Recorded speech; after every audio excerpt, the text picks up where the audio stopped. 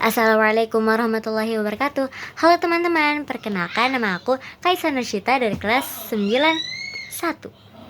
Jadi di sini aku ingin presentasikan hasil project tentang menghilangkan sifat buruk. Di sini aku ingin menghilangkan sifat burukku bertengkar dengan adik pertama. Karena aku bertengkar dengan adik aku itu lumayan sering, tapi gak sering-sering banget sih, karena aku dilanda kesibukan terus. Berhubung adik kedua aku juga masih kecil, jadi aku gak bisa bertengkar dengan adik kedua aku. Ya lebih baik tidak bertengkar daripada bertengkar dan menimbulkan masalah besar. Jadi pada hari pertama di situ aku masih mencoba-coba untuk tetap bisa menahan emosi saat adik aku memancing emosiku. Dan di situ masih aman, damai dan tentram karena hatiku masih sabar. Terus hari kedua mulai ada sedikit pertengkaran kecil. Itu perkara makanan doang. Tapi ya berhubung kita anaknya laparan, jadi ya kita bertengkar dengan makanan itu, tentang makan karena makanan itu. Ya jadi aku yang ngalah. Hari ketiga dari pagi sampai sore udah mulai aman sih, aman damai. Tapi pas mau tidur nih, malah berebutan tempat tidur, malah berebutan kasur. Akhirnya aku juga yang ngalah. Jadi ya mau gimana lagi, anak pertama harus banyak ngalah, harus banyak kuat, harus kuat-kuat, harus banyak sabar. Terus hari keempat kembali damai karena aku dilanda kesibukan. Aku tuh di sini sibuk sekolah, jadi gak ada waktu buat bincang-bincang sama adik aku di situ. Di situ aku bener-bener sibuk, aku ngerjain tugas dari habis pulang sekolah, terus ngaji, langsung ngerjain tugas lagi. Karena aku ngaji pulangnya terlalu larut ya, jadi aku nggak bisa lihat adik aku pas mereka lagi berdua, adik pertama dan adik kedua. Aku nggak banyak bincang sih sama adik pertama aku karena akunya juga sibuk. Terus hari kelima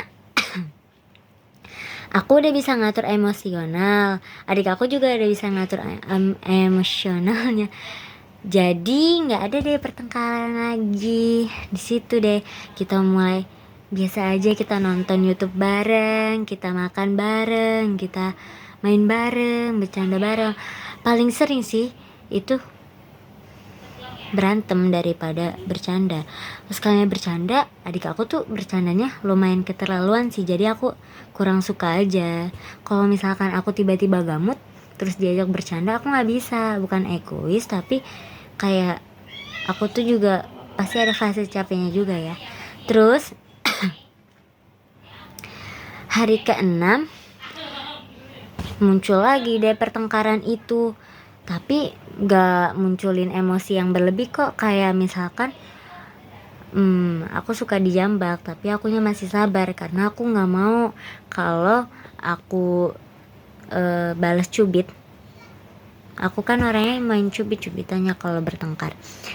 Ya aku nggak mau balas cubit karena aku lagi capek di situ. Aku benar-benar capek banget. Jadi aku nggak tahu harus gimana ya. Intinya aku capek banget di situ. Pulang ngaji langsung tidur. Itu posisi mungkin lagi libur. Terus di situ hari ke-7 udah bisa saling ngerti sih. Udah bisa saling ngerti kalau aku lagi sibuk, lagi ngerjain tugas. Terus adik aku juga udah bisa ngatur emosinya, amarahnya. Jadi ya aman, tentram, damai aja di hari ke-7. Dan di hari ke-8 alhamdulillah hari ini aku sama adik aku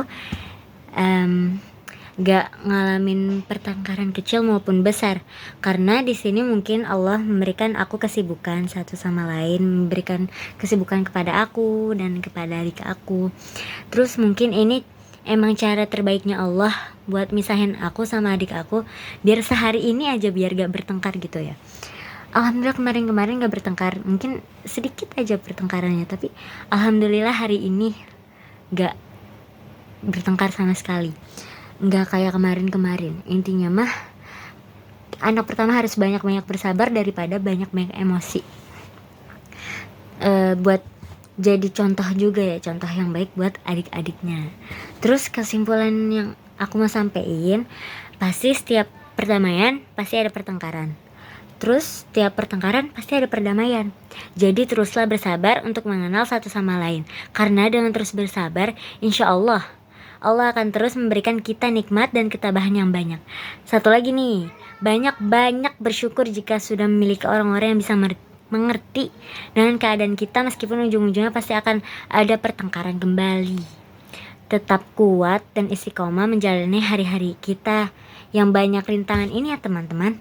Karena di kemudian hari belum tentu loh ada yang baik dibanding orang-orang yang sekarang baik sama kita. Jadi misalkan nih, ada orang yang udah baik sama kita, tapi kita tuh lebih cari lebih yang lebih baik lagi, itu pasti dua-duanya bakal hilang. Kalau kita udah nemu orang tapi ternyata dia nggak baik, orang yang dulu yang pernah baik sama kita pasti bakal pergi juga. Karena orang itu pasti bakal ngerasa dia nggak bakal dihargain, dia ngerasa dia tuh nggak dihargain, gak dianggap ada gitu. Jadi kita harus banyak bersyukur ya, mempunyai orang di sekitar kita yang masih banyak yang baik gitu di sekitar kita.